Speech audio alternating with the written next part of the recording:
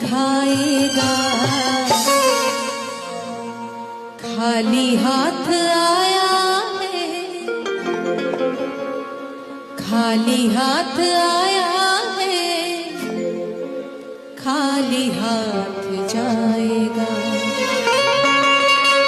तूने जो कमाया है वो दूसरा ही खाएगा।